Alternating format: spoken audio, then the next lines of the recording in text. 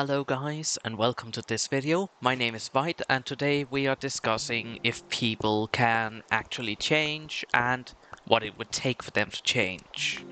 So to start, maybe I should say what my relation to this is and why you should listen to me. So again, my name is White and I have grown up in a bunch of situations where not only have I had to improve myself a lot, I have been working on myself for half a decade at this point, but furthermore, I've also seen other people with some really bad habits who in some cases could improve and in some cases could not. And when I say really bad, I mean the in some cases abusive kind. I should probably make that clear. So, when it overall comes to people changing, I've observed one thing, primarily from myself, and that is for you to change, or for them to change, they have to be willing to do it themselves. If there's no will to change, it's never going to happen. They are never going to improve or be better. Instead, they'll just continue being their own horrible self in their own self-pity, or whatever. Like whatever the issue may be, like let's for example say they're a serial smoker. They're not going to stop smoking unless they want to stop smoking. And while they may want to do it for you, that's not likely. That's my second rule. They are not going to change unless they think it serves themselves, and whatever that may be is highly dependent but often not reliant on others. So basically, you can't change them if they're not already changing. Because they have to be able to see, oh, I have a problem, I need to fix this problem. And they may not be able to see that. Actually, there's a lot of cases where they can't see that, according to my experience. Here, my mom is actually a great example of someone who couldn't change. Because my mom, she had this little issue with her emotions. Like, she is she's extremely volatile emotionally and extremely unstable. But she's not able to see it. Like, I had several conversations with her up towards December last year, where I several times tried to explain to her why someone she were extremely close to didn't want anything to do with her suddenly. Like, it just completely pulled away from her, and I kind of like tried to explain it with how she sometimes is emotionally. She would often do this childish thing where she would scream and threaten and call slurs and such. Really horrible thing. And no matter how many times I told her this, no matter how many times I explained it, she kept on denying it.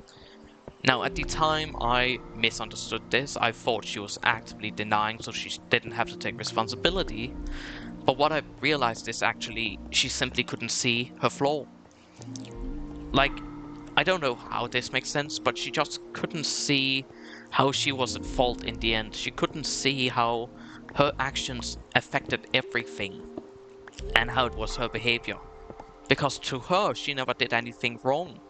She even claimed she couldn't remember any of her outbursts, though I struggled to believe that one.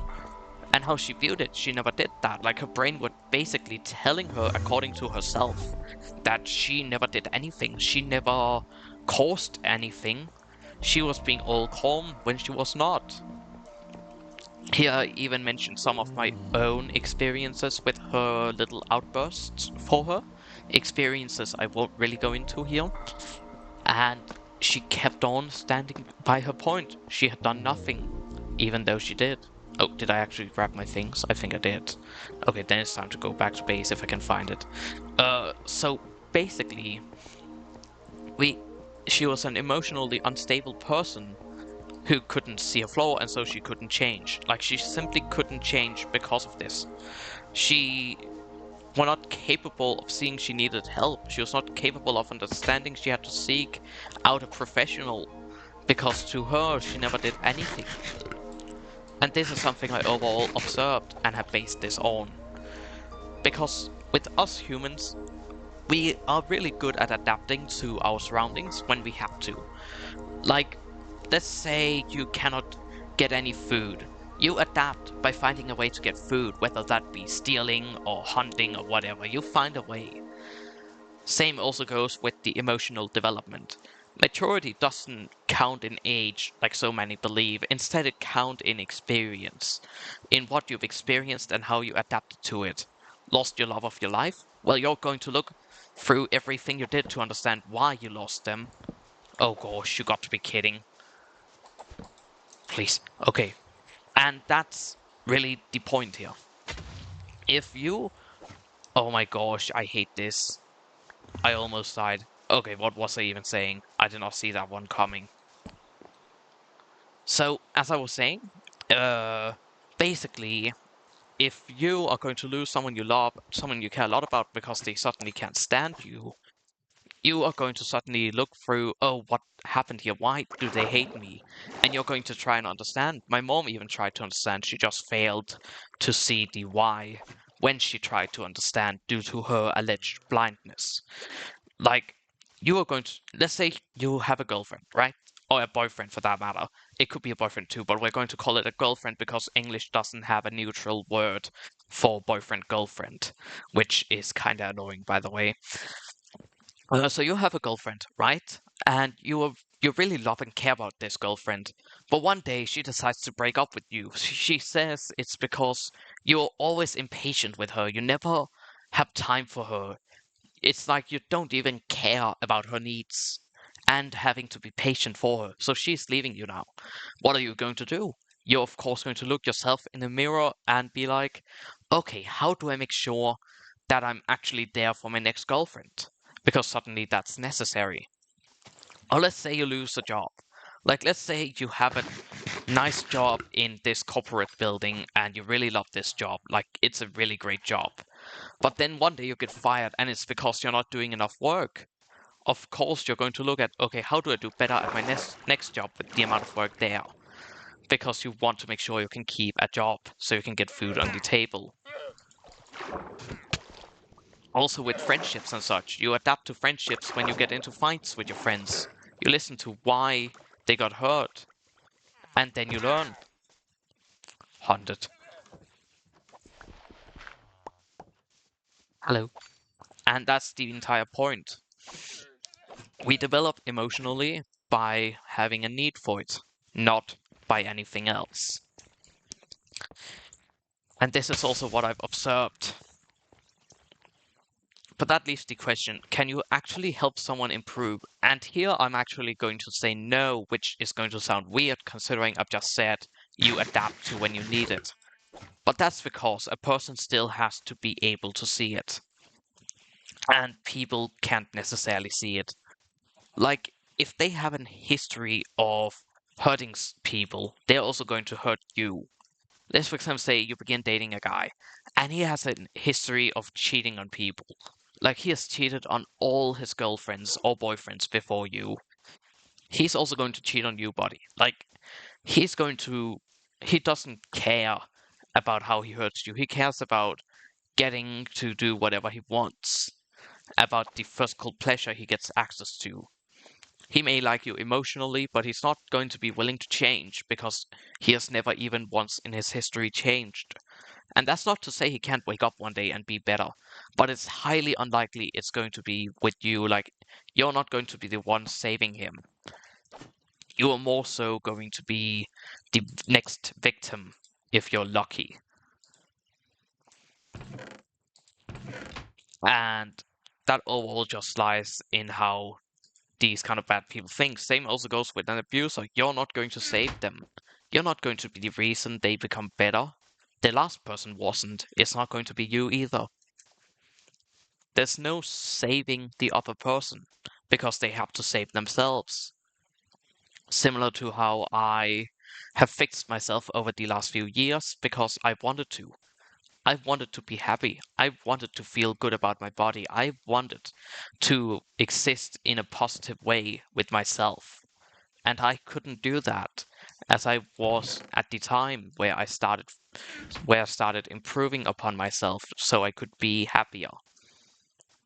I used to be an emotional mess. I had just exited a depression and I was doing really unwell. But I decided that wasn't going to be my fate. I didn't want to end up like, well, among other, my mom, who did end up living an entire life as depressed and hateful, and still do, last I checked. So I didn't want that life. I wanted to be happy. I wanted to feel good. And so that's what I did. I looked myself in the mirror and I said, okay, first of all, I need to feel good about my body. I can no longer be fat. Second of all, I need to have a healthy mind. I need to get rid of this pessimism. I need to get rid of this self-hatred. I need to be able to be confident, and I need to be able to feel good about myself. And third of all, regardless of how bad my autism is, I have to find a way to work around it. I have to learn to be charismatic. I have to learn to be happy. I have to learn to be able to control my emotions. I have to learn everything that can trigger me and how to avoid it. And that was not because of someone else. That was because I wanted to be better. And that's overall the only way a person can ever change. Have it really okay. Like, they're not going to change for you, they're going to change for themselves because they want to be happier. At least that's my philosophy so far from what I've seen. And I'm actually seeing it one more time now. Like, I currently know this person who's not really the greatest person alive. Like, he's really not a nice person a lot of the time. He has developed a lot of prejudgment and hate and such, and he cannot see the flaw in his logic because he keeps on justifying it with how he was wronged, so now he should wrong everyone else. And no matter how you explain it to him, he cannot see it. A person thereby has to actually see the mistake and issue to change. Unlike someone like my mom and this guy I'm talking about, who's another great example of someone not fixing and healing and becoming better.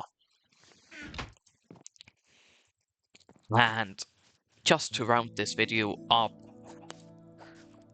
what was I saying? Okay, I actually just forgot. So, just to round this video up, that means you can't save them. I can't save them. No one can save them except for themselves. If you want someone to be healthy, good, and kind, you have to actually make them want to be it. And that's likely not going to be something you can do. They can only do that themselves. They can choose to improve for their next girlfriend. They can choose to improve for their child. They can choose to improve for that best friend they have. But they have to choose it. They have to choose to improve for their next workplace or their current one. But again, it's a choice.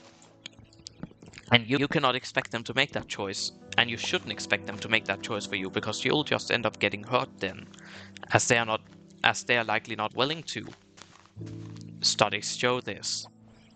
If they weren't willing with the last person, they're not going to be willing with next. And I just overall wanted to say that in this video. Don't know if it'll ever go up because I may just decide it's not good enough. But yeah, that's all I wanted to say. So I'll wish you guys a great day and bye.